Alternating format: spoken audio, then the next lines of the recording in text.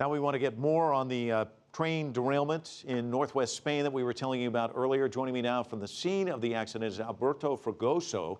He's a correspondent with a Portuguese TV station. And Alberto, why don't you just do a scene sitter? I know it was very difficult getting to the scene itself. Can you talk to us about how tough it was and what you've seen now that you've gotten there?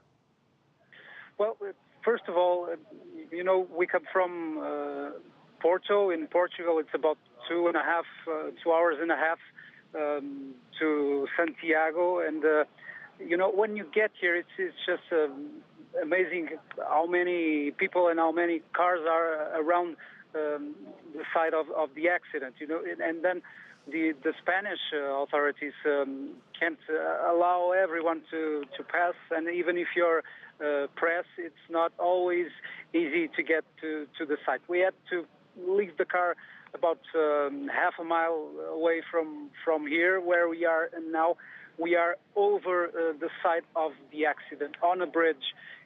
We can see, if I look to my right, I can see one part of the train. If I look to my left, I can see the other part of the train, and there are still dozens of people, firemen, policemen, authorities, Spanish authorities. They are still searching for victims in the line, and I can still see a lot of victims just laying down on the tracks, covered, just waiting to be transported to the hospital. The latest information we have from a government spokesman is that there are 60 confirmed dead people and more than 100 injured.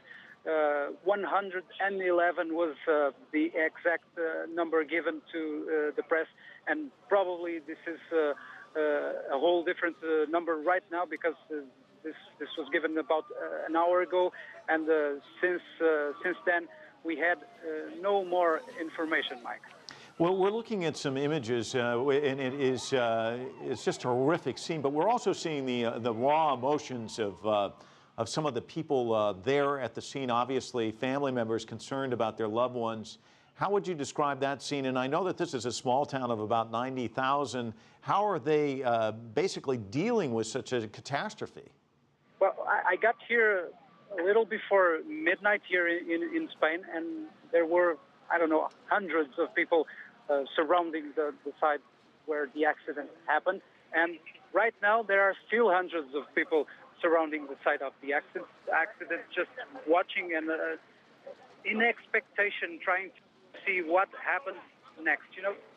People are just shocked. I talked to some of the people that live nearby, and they said, well, it sounded like an explosion. It was something like an explosion. People were absolutely shocked, and I don't know, I can risk to say that probably they'll be staying here all night watching and trying to see what happens next.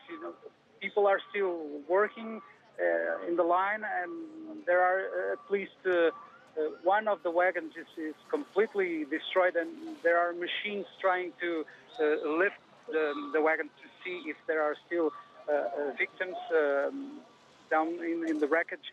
And it's probably going to be a long night for those who are working, and also a long night to these people from this small town, Santiago de Compostela. It's a very small town in the north of Spain.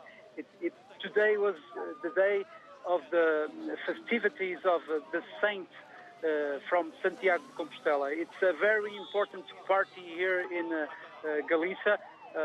Let's say there will be no party, there will be no festivities this year, and it's just a whole country in grief. Alberto Fragoso, thank you so much for joining us by phone. Obviously, a day of celebration turning into a day of desperation there. 60 people confirmed dead now and many more injured. We'll, of course, continue to keep our eye on this one.